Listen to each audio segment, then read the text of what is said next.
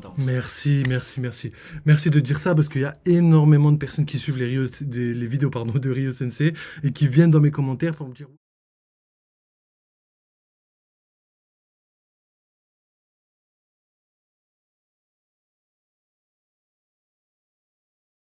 let's go. Akainu peut être supérieur. Ah, au fait, désolé, j'avais pas vu, mais wesh Nounous, comment tu vas?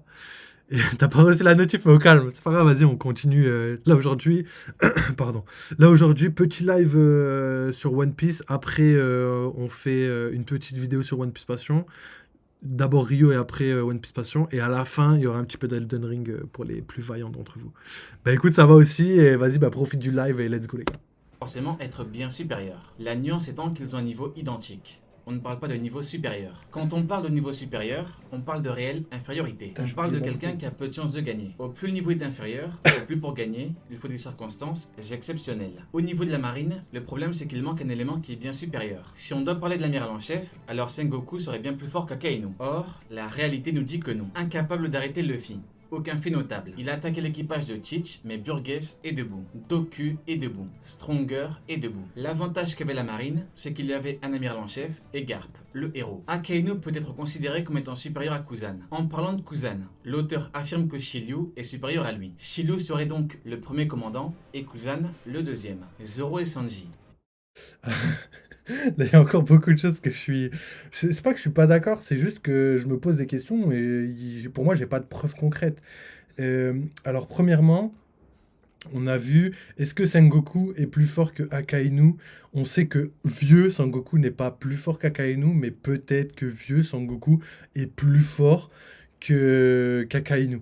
Donc ça, c'est premier fait à prendre. Deuxièmement, est-ce que un amiral en chef a pas un pouvoir extraordinaire? Je pense que si, mais pour moi, l'amiral en chef, ça devait être Garp, et vu que Garp a refusé, ils ont pris par défaut Sengoku, qui était le level juste en dessous Garp. C'est comme si, à la place de prendre Kobe, ils prennent Hermep, tu vois. Donc, il n'a pas le niveau pour représenter la puissance d'un amiral en chef, mais il avait d'autres qualités, comme les qualités de stratège, etc., qui ont fait de lui un très bon amiral en chef. Donc ça, c'est premièrement. Ensuite, il a dit... Pas lui. Shiryu serait donc... Voilà, pour Shiryu et Kizaru. Alors, pour moi, j'arrive pas à savoir qui est le plus fort entre Shiryu et Kizaru.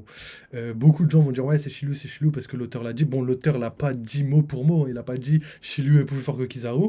Il a juste mis Shiryu étant comme premier commandant de Barbe Noire. Cependant, si on juge par rapport au placement des commandants, Aokiji est 10e commandant.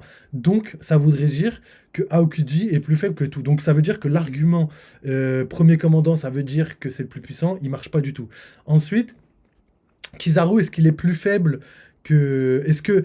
Je pense que le fait est que Shiryu, on le considère comme l'homme le plus puissant de l'équipage de Barbe Noire.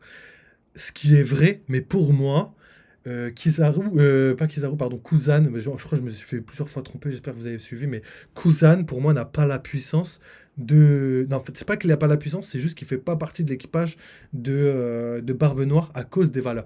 Effectivement, là, sur le papier, actuellement, il fait partie de l'équipage de Barbe Noire. Par contre, euh, moi, à la manière de Barbe Noire lui-même, qui était dans l'équipage de Barbe Blanche, Barbe Noire ne fait pas partie réellement intégrante de l'équipage de Barbe Blanche. Quand par exemple on vous demande qui est le plus fort dans l'équipage de Barbe Blanche, la plupart des gens vont dire ouais c'est Marco, ouais peut-être Oden avant qu'il meure, ouais je sais pas, peut-être tu peux dire qui tu veux, tu vois. Mais on dit jamais Barbe Noire, parce que Barbe Noire on le considère pas comme un membre de l'équipage de Barbe Blanche. Et je pense que Oda, quand il parle de l'équipage de Barbe Noire, il a cette vision-là que nous, on a. Parce que lui, il a déjà toutes ces informations. C'est-à-dire que Barbe Noire, l'équipage, il sait exactement comment il est formé, etc. etc. Donc pour moi, quand Oda parle de l'équipage de Barbe Noire, il parle pas de Kuzan. Pourquoi il parle pas de Kuzan? Pourquoi Kuzan ne serait pas dans l'équipage? Très simplement parce que pour moi, Kuzan n'a pas la justice de Barbe Noire. Barbe Noire n'a pas... Kuzan, on sait très bien par rapport au flashback de Dohara, au flashback de Robin, le fait qu'il ait laissé Robin s'échapper une fois et deuxième fois à Enies Lobby.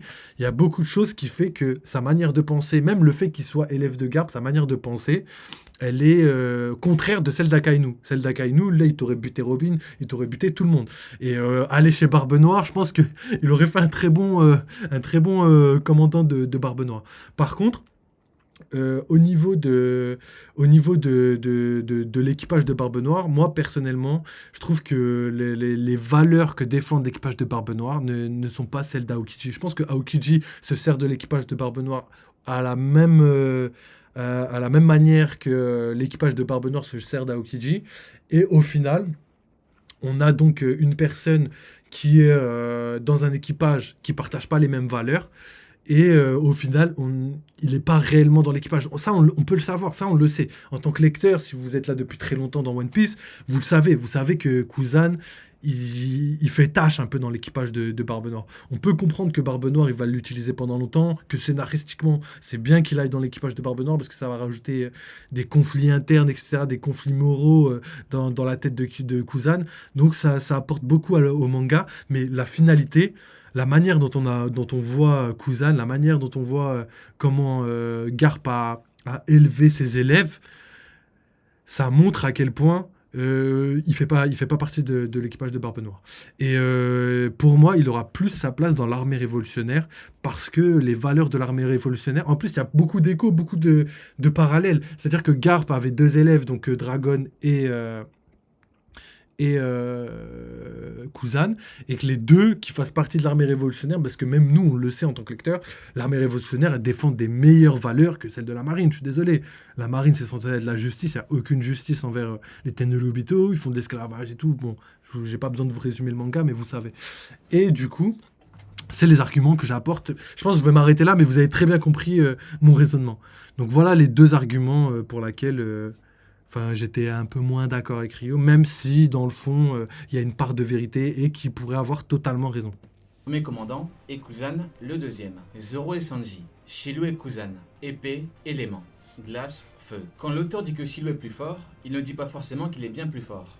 La nuance est à comprendre. Une fois qu'on la comprend, on comprend le reste. Shiryu est à Kuzan ce que Zoro est à Sanji, ce que Kaku est à Diabura, ce que King est à Queen. Question, est-ce réellement surprenant de voir l'auteur affirmer que Kuzan est plus faible? Eh bien, aucunement. Avec un seul coup, Shiryu a scellé le sort de Garp. Shiryu est le second de l'équipage de Barbe Noire. Comment est-ce qu'un nouveau membre pourrait être plus fort que le second? Là où Chich est destiné à affronter Luffy, Shiryu est destiné à affronter Zoro. Shiryu avait une puissance équivalente à Magellan, qui a fait fuir Luffy, Ivankov ou encore Crocodile. Le même Crocodile qui s'en foutait de Mihawk, qui l'a insulté et menacé. Shiryu a mangé un nouveau fruit. Il a un statut particulier. Et celui d'Akainu l'est également, car c'est l'amiral en chef. Le problème étant que pour Shiryu, on a un élément concret qui prouve qu'il augmente en puissance, un nouveau fruit, alors que pour Akainu, rien, mis à part le fait qu'il a un poste. Dans l'œuvre, les statuts sont importants. Par exemple, on a Rayleigh, le second du roi des pirates. En tant que second du roi des pirates, il a un statut particulier, un rôle important. Rayleigh doit être un patron, et Rayleigh est un patron. Donc, au niveau de l'amiral en chef, il a un rôle important, un statut particulier. Donc, on pourrait envisager une montée en puissance, qui pourrait être expliquée plus tard. Là où Shiryu a mangé un fruit, Akainu peut être boosté via son fruit, donc pourquoi pas un éveil ou son haki. On aurait donc une exception via l'âge du personnage. On aurait donc une exception via son âge. Mais actuellement, Akainu est toujours aux alentours de Shiryu et Kuzan. C'est l'auteur qui décide. Kuzan est avec Barbe Noire depuis longtemps.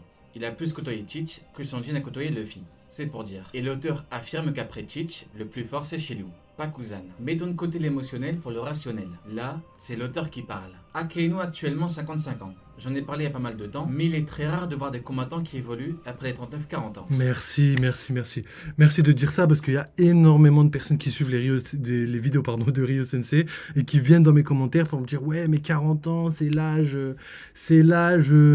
pile poil des personnes qui sont à leur max, etc. Non les gars, c'est pas parce qu'il y a certaines personnes à 40 ans elles sont à leur prime que l'ensemble du manga vont être à 40 ans à leur prime. Il y a des personnes pour moi comme Gold Roger, s'il aurait vécu très longtemps, 60 ans il aurait été à son prime, pas 60 ans, 50, 55, 60, 58, tu vois, si tu veux être précis. Pareil pour Rayleigh, il a arrêté il y a 20 ans, et il y a 20 ans il avait 58 ans. Donc ça veut dire qu'il a arrêté de combattre à 58 ans et pour moi il était à son prime là. Donc il y a plein de trucs comme ça. Et même je sais pas, j'ai donné des arguments très concrets dans les commentaires. Admettons, t'es un géant. Tu vis 200 ans. Est-ce qu'à 40 ans c'est ton prime? Non. Admettons, donc on a là déjà juste par rapport à ça, on sait que par rapport à la race de la personne, l'âge du prime peut varier. Est-ce que si jamais tu as un dragon céleste, mais type plus Gorosei que type t'as une Lobito dégueulasse là, est-ce que ton prime c'est 40 ans? Je ne pense pas. Peut-être il y aura des nuances, peut-être ça va être vrai, peut-être ça va pas être vrai. Est-ce que si t'es un Mink, ça va être la même chose? Est-ce que si t'es un Lunaria, ça va être la même chose? Est-ce que, tu vois, il y a plein de... Est-ce que t'es un Oni comme Kaido, ça va être la même chose? Il y a plein de choses qui peuvent varier. Faut pas rester figé tout le temps. Surtout Oda. En fait, Oda, c'est ce qu'il a apporté dans les autres mangas. Des fois, ça se peut qu'il y a des règles fixes qui sont jamais dépassées. Mais Oda, il adore faire des exceptions, etc. pour tout et n'importe quoi. Donc pour moi, il y a rien de fixe. Un amiral, c'est pas parce qu'il est amiral qu'il aura le niveau amiral. Certains amiraux seront plus forts que d'autres, et etc., etc. Amiral en chef peut-être plus fort. Il y aura des exceptions, comme par exemple un vice-amiral comme Garp, qui a pour moi le level d'un amiral. Comme plein de trucs comme ça, tu vois. Donc il y a plein d'exceptions. Ce ne sera pas figé. Restez pas figé sur une information. C'est pas parce qu'il y a deux personnages où la règle est vraie que ça va s'appliquer à tout le monde. Et là, je suis content d'ailleurs que Rizzo Sensei précise que ça peut être... c'est une possibilité. Donc les gars, restez bien concentrés. Il y a plein d'informations. Il ne faut pas être figé sur une analytique, tu vois. De fruits. Voilà pourquoi je parle d'exception. Donc, pour atteindre un niveau supérieur, c'est compliqué. Mais, dans l'absolu, c'est possible. Garde en tête que jusqu'à preuve du contraire, ce n'est pas le cas. Il faut savoir dissocier le factuel du théorique. La puissance à très haut niveau dans l'œuvre, c'est aussi et surtout une question de volonté. Beaucoup parlent de roi. Devenir des rois. Akainu est l'amiral en chef, mais il est soumis. Voilà pourquoi le haki des rois dans la marine, c'est compliqué. C'est possible, preuve Sengoku, même si on ne l'a jamais vu, mais... c'est compliqué. Voilà pourquoi dans la marine, c'est possible, on est mais c'est compliqué. limité Même en moi, termes de puissance. Il y a une doute. question de soumission. Ils sont soumis à des êtres extrêmement faibles. L'amiral en chef est soumis à des êtres extrêmement faibles. Ils ordonnent, ils exécutent. Il n'a pas le choix. Akainu ou Emon Omar. Reste à voir si la soumission est compatible avec le haki des rois ou pas. Si c'est le cas, alors Akainu pourrait avoir le haki des rois, comme Sengoku. Il s'est battu pour devenir amiral en chef et, dans un certain sens, on peut considérer l'amiral en chef comme un conquérant. Il s'occupe de reconquérir des territoires pirates. En effet, dans le roman de Ace, on nous dit que la marine tente de récupérer des territoires d'empereurs, mais que c'est compliqué. L'amiral en chef est donc, a priori, un conquérant. Et le haki des rois est le haki de la volonté et des conquérants. Voilà pourquoi Sengoku a le haki des rois. En tout cas, c'est théoriquement pour ça. Kusa n'est pas devenu amiral en chef, et il a perdu. De plus, via Garp, il est surtout lié au HDA. Tout le flashback tourne autour de la force brute et du HDA. Il n'est aucunement fait mention du haki des rois. On nous parle de dons qu'ils n'ont pas. Koby, Garp, Kuzan. L'amiral Fujitora ne partage pas les idéaux d'Akainu. L'amiral Aramaki s'est fait humilier. L'amiral Kizaru peut perdre à tout moment. L'amiral en chef Akainu prouve qu'il est soumis. Les amiraux ne sont pas les ennemis finaux de l'œuvre. Ils ont été les ennemis finaux de la première partie. Leur déchéance a commencé. Dragon ne les mentionne même pas. Il parle des chevaliers divins. C'est bientôt leur fin. Donc là, je suis d'accord, voilà. Je l'avais déjà dit aussi dans une autre vidéo. J'aimerais réellement que si jamais dans la marine, il n'y a pas d'empereur, comme je l'ai dit au début de la vidéo, et pour les gars de YouTube, c'était dans la première partie de la vidéo, comme je l'ai dit, je ne pense pas que si dans la marine, il n'y a pas de niveau empereur, il en faudra forcément dans le gouvernement mondial. On en a besoin, c'est obligatoire. On a Luffy, comme je l'ai dit, je l'ai déjà mentionné avant. Donc, on a déjà des potentiels niveau empereur dans l'équipage de Luffy. Pas tout de suite, calmez-vous, pas tout de suite. Mais potentiellement, à la fin de l'œuvre, il y aura potentiellement des gens niveau empereur. Parce que Luffy va grandir, hein, et c'est pas fini le manga, hein, il va continuer de devenir de plus en plus fort, et exactement à l'instar de Xebec, comme je l'ai dit tout à l'heure, il y avait plusieurs niveaux empereurs dans l'équipage de Xebec. Ils n'avaient pas ce niveau-là à l'époque de Xebec, mais finalement, à la fin, ils avaient le potentiel d'un empereur. Donc déjà, ça c'est juste pour préciser ça.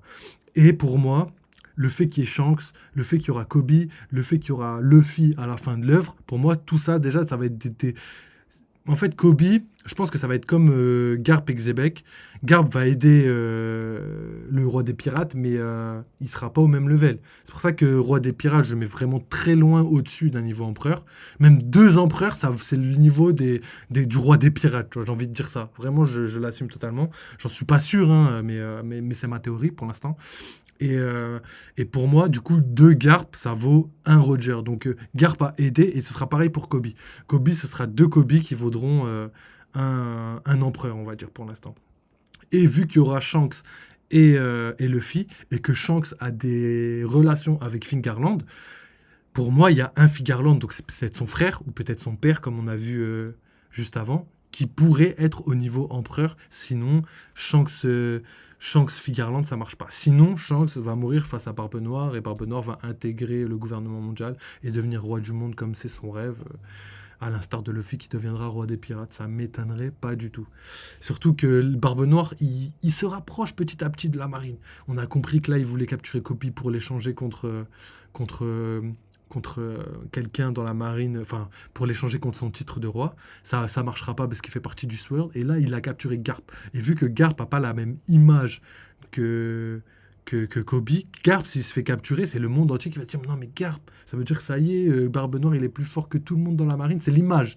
C'est que l'image du public qui va réagir par rapport à ça. Et du coup, en récupérant Garp, ils vont sauver un petit peu les meubles et ils vont se dire ok, bon, bah, en fait, ça va, Garp a été libéré, je suis rassuré. Jamais Garp ne peut se faire avoir comme ça aussi facilement. Alors qu'au final, c'est ce qui s'est passé. Donc c'est juste pour sauver l'image qu'ils ont de la marine. Et pour moi, ça permettra à Barbe Noire de se rapprocher du gouvernement mondial, de Imsama, du Gorosei, de manger son troisième fruit, de, de, de, de faire acte présence pour devenir le protagoniste, enfin plutôt l'antagoniste final du manga. Donc, euh, donc voilà les gars, je pense que j'ai bien résumé et on va continuer parce que je viens de voir que l'horloge tourne. J'ai trop de choses à dire.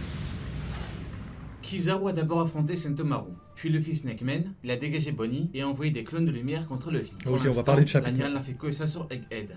Il n'a pas affronté Zoro pleine puissance, ni Sanji, ni Jinbei, ni Luffy Gear 5 en face à face. Dans la vidéo pré-chapitre, je vous ai prouvé la limite factuelle de Kizaru. Inutile de tout redire, les éléments du manga, Kizaru en personne, l'équilibre du monde, les éléments officiels reliés au manga, tout nous dit que Kizaru a comme limite Relivieux. C'est un mur infranchissable pour lui. Il était enragé, mais a dû se résoudre à ne pas le combattre jusqu'au bout, malgré son importance. Il a déversé sa haine sur d'autres pirates, et on a carrément capturé 500 pour, je cite, calmer sa rage. Et je vais vous dire une phrase importante qu'il faut constamment garder en tête. One Piece, ce n'est pas juste un chapitre hebdomadaire. C'est une œuvre qui compte plus de 1090 chapitres. Pour correctement analyser, on prend en compte l'intégralité des chapitres. Il faut se poser 3 questions. A-t-il montré une puissance de niveau commandant? A-t-il montré une puissance de niveau intermédiaire? C'est-à-dire entre commandant et Yonko. A-t-il montré une puissance de Yonko? Eh bien, je vais être clair. Kizaru n'a jamais montré ne serait-ce qu'une once de niveau Yonko sur Egghead et dans l'intégralité de l'œuvre. A-t-il montré un niveau intermédiaire? En aucun cas. A-t-il montré un niveau commandant? Analysant factuellement les choses.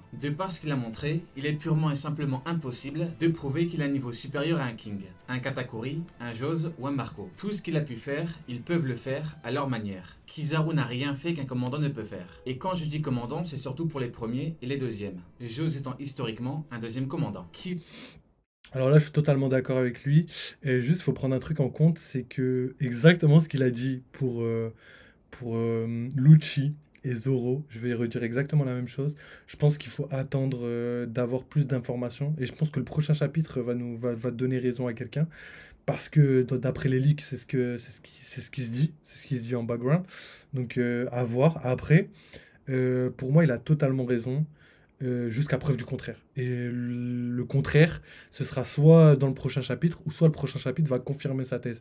Donc là, j'attends en fait, je peux faire que ça, parce que je peux pas appuyer une théorie alors que la semaine prochaine, elle peut être fausse. Ça veut dire que je suis entre les deux. Et pour moi, si je devrais juste donner mon avis personnel, je pense qu'il y a une possibilité pour que Kizaru soit level intermédiaire. Commandant, pour moi, il a le level commandant. Est-ce qu'il a le level intermédiaire? J'en suis pas sûr, mais pour l'œuvre, scénaristiquement, pour avoir un ennemi logique face à Luffy actuellement, je pense qu'on a besoin d'un level intermédiaire. Donc scénaristiquement, je pense qu'on en a besoin. Après, est-ce qu'il l'allait réellement? Comme il l'a dit, il a rien montré. Il a rien montré. Il a pas montré de HDR+, de HDA+, ou de acquis de l'observation plus, tu vois. Katakuri, avec l'acquis de l'observation, on l'a vu, et il a réussi. Enfin, il y a tous les premiers commandants avec quelque chose de très concret. Et là, on n'a pas du tout cet aspect-là actuellement. Donc, à voir. J'espère qu'il a un niveau intermédiaire pour avoir un ennemi proche du level de Yonko qui peut faire des dégâts à Luffy, donc nous offrir un très beau combat. Après, ça, c'est que mes espérances. En termes bruts d'informations et de factuels, je pense clairement qu'il n'y a pas assez d'informations pour être plus d'un côté que d'un autre. Je pense qu'il a quand même le level commandant, sinon ce serait bête. Enfin, ce serait bête d'avoir si on n'a même pas. Si même les amiraux eux-mêmes, en plus, c'est un ancien amiral, si même les amiraux eux-mêmes, ils ont même pas le level commandant, la marine La marine, ça va être, je vous ai dit, ça va être géré par Usopp, Usopp, Jinbei, Franky, tu vois, toute la clique d'en bas là, ils vont gérer la marine à eux tout seuls, et le Big Three va aller gérer autre chose, tu vois. Et ce serait dommage quand même de ridiculiser la marine comme ça. Pourquoi? Parce que en plus Rio le dit souvent, la marine, c'est c'est un manga. Non, il dit c'est un manga de pirates. Donc c'est pas, on n'est pas là pour mettre en avant la marine. Oui, c'est vrai, mais justement pour mettre en avant la marine, pour mettre en avant les yonko, les pirates, etc. Pour moi, il leur faut un ennemi potable. Si leur ennemi c'est la marine, en fait, on mesure la valeur d'un homme par rapport à son ennemi. Et si on voit que son ennemi il est tout pourri, ça veut dire qu'en vrai, tu vois, il faut un équilibre. Je veux bien que la totalité des pirates ne vaut pas la marine, ça c'est clair, net et précis. Je pense qu'il n'y a plus besoin d'en parler, ça. Ça c'était là en 2020, en 2019, là, que certains doutaient, les premiers amiraux, tout ça. Mais aujourd'hui, non. Aujourd'hui, c'est clairement pas le cas. On sait que la marine vaut, je dirais, un équipage de Yonko et demi. Pourquoi et demi? Parce que il faut que la marine, face à un équipage de Yonko, puisse gagner. Sinon, vu qu'il y a 4 Yonko, je vous ai dit, scénaristiquement, l'équilibre, il est très très mauvais. Sinon, quatre équipages capables de tuer la marine, c'est pas possible. Par contre, deux équipages Yonko, ils ne peuvent pas. C'est impossible que deux équipages Yonko enfin, que la marine puisse faire tomber deux équipages Yonko. Ça, c'est une certitude. C'est une certitude. Et sinon, bah, pourquoi Marineford, ils n'ont pas attaqué Shanks direct après? Tu vois, il y a plein de questions comme ça en suspens. Donc, on a vu à Marineford déjà le level de la marine. Donc voilà, je parle beaucoup. Je vais essayer de synthétiser parce qu'en vrai, ça va être Pour dur affronter Sentomaru, on pourrait croire que le combat n'a de aucun tout mettre en intérêt car rediff YouTube. Kizaru se serait retenu, ce qui est complètement faux. Dire qu'il se retenait, ça revient à dire que Kizaru est un menteur, qu'il parle de faux idéaux qui n'existent pas, alors que même Saturne, donc son supérieur, lui a dit qu'il pouvait le contourner. C'est Kizaru lui-même qui lui a dit qu'il veut combattre. C'est Kizaru qui parle d'idéaux. Et d'ailleurs, il a laissé pour mort au sol. C'est un combat sérieux. Il donne d'abord un coup de pied. Toutefois, Sentomaru résiste. Et je ne parle pas du deuxième, mais bien du premier au chapitre 1090. Car il attaque avec la jambe droite, alors que dans le chapitre suivant, le 1091, il attaque avec la gauche. Il ne lui a donc pas fait de gros dégâts. Sentomaru sourit et est debout. Il donne un second coup de pied qui, selon lui, va à la vitesse de la lumière. Mais malgré ça, Sentomaru est debout. Kizaru, le potentiel niveau empereur, voire plus fort que Kaido pour certains, n'arrive pas à faire de gros dégâts à Sentomaru Mais les malgré gars, deux faut coups de pied. arrêter. On parle d'un Tout le Kizaru temps, ils qui ne veulent se retient pousser pas, loin. selon ses propos. Il attaque pour gagner, Qui ose pour dire blesser, level et laisser empereur, pour les mort. gars? Deux Déjà, level détails ne sont empereur, pas c'est dur, négligés. alors Kaido. Sentomaru est blessé. Il était quasiment mort il y a moins de 15 heures. Soigné ou pas, qu'a dit Shanks à Rokugyo. Je ne dirais pas que tu es méprisable, Marine. Mais quand les nouvelles pousses qui viennent tout juste de changer l'histoire de la piraterie sont épuisées de leur exploit, ne penses-tu pas que ce que tu fais est un peu excessif? 7 jours s'étaient écoulés. Là, on a moins de 24 heures. Mais cette question en soulève une autre. Pourquoi Sentomaru était-il quasiment mort? Eh bien, Rob Lucci lui avait mis un Shugan.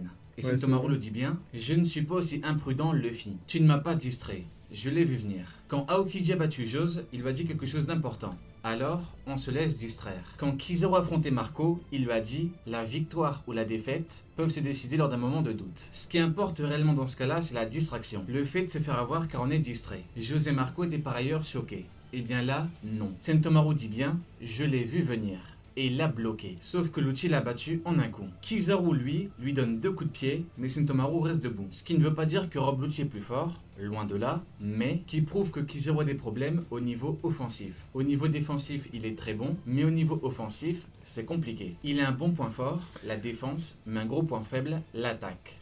Ben, en vrai, là, du coup, à la manière dont il a raconté, je me pose la question de savoir, mais est-ce que tout simplement, il aurait pas retenu ses coups, entre guillemets, dans le sens où il s'est donné à fond, il lui a offert un vrai combat, mais par contre, il voulait pas le tuer. Peut-être qu'il a un tout petit peu une once de cœur, tu vois, qui veut bien l'éclater, mais qui veut pas le tuer réellement.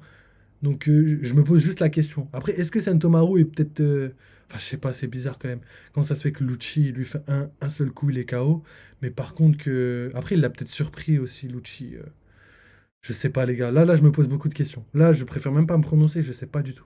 Attaque avec Yasakani no Magatama, que Sentomaru esquive en courant. Il prend sa hache, attaque, Kizaru esquive, sauf que Kizaru l'attaque au visage. Et enfin, Kizaru le bat, même s'il revient plus tard. Sentomaru a donc encaissé plusieurs coups. Il a esquivé des coups, il lui a porté un coup, tout ça en étant blessé. Question qui fâche, est-ce qu'il prouve un niveau Yonko? Eh bien en sachant qu'il combat vraiment, ce sont ses idéaux, ses mots, non. Un Yonko aurait fait mieux, un intermédiaire aurait fait mieux, un commandant aurait fait mieux. Si je vous dis Sentomaru contre Ishiji, qui est le plus fort? Eh bien une majorité dira Ishiji. Pour ses facultés comme Sparking Valkyrie, qui fait mal à Oven, ou encore sa résistance, il encaisse des coups de pistolet comme si de rien n'était. Mais soyons gentils, disons que Ishiji égale Sentomaru. Eh bien regardez le combat Sentomaru-Kizaru et le combat Katakuri-Ishiji. Il n'aura fallu qu'une page à Katakuri sans timeskip pour en finir rapidement avec Ishiji. Il encaisse sa technique, l'une de ses plus puissantes, comme Kizaru l'a fait, et l'a battu. Voilà donc pour la problématique Sentomaru. Encore une fois, on pourrait dire que Kizaru ne voulait pas vraiment lui faire mal, mais ça revient à dire que l'amiral est un menteur, qui parle de vos idéaux qui n'existent pas. Non, mais là, moi, pour moi, c'est pas un menteur, mais c'est quelqu'un qui se ment à soi-même. C'est-à-dire que pour lui, il a des idéaux, mais son cœur prend le dessus. Et ça aurait même une meilleure symbolique que ce que essaye de nous expliquer Ryo Sensei à l'instant. Je trouve qu'en vrai, il aurait respecté ses idéaux, il l'aurait essayé au maximum, mais que son cœur reprend le dessus. Et pour nous, ça nous ferait un beau contraste par rapport à ce qu'il disait, tu vois. Tu vois, par rapport à ce qu'on dit et à ce qu'on fait, il faut plus voir faut plus écouter les gens par rapport à leurs actes que écouter par rapport à ce qu'ils disent, parce que ce qu'ils disent, c'est pas la vérité. La vérité, elle est dans les actes. Et là, pour moi, les actes, le fait de pas avoir allumé Sentomaru, montre qu'en vrai, il n'aurait pas eu les capacités réelles, pas les capacités physiques, hein, juste les capacités mentales à allumer son pote, tu vois. Je pense qu'il a les capacités pour le battre, pour le respecter en tant qu'homme dans un combat en 1v1, mais il n'a pas les capacités mentales pour anéantir quelqu'un qui l'aime, tout simplement. Il a pas les... Je pense que même pour Vegapunk, je sais pas s'il aurait réussi réellement, ou peut-être que dans sa tête, il espère que Vegapunk s'enfuit. Peut-être on sait pas, tu vois. Moi, je pense que même si c'est un chien dans ce qu'il dit, tu vois, la manière dont il parle, je pense que Oda lui a réservé un beau traitement par rapport à ce qu'il est au fond de lui, tu vois. Je pense qu'il est beaucoup plus noble que ce qu'il veut nous faire croire. Et là, c'est vraiment là, Ryo Sensei, la manière dont il a détaillé le chapitre qui me fait penser à ça. J'aurais pas pensé à ça avant cette vidéo.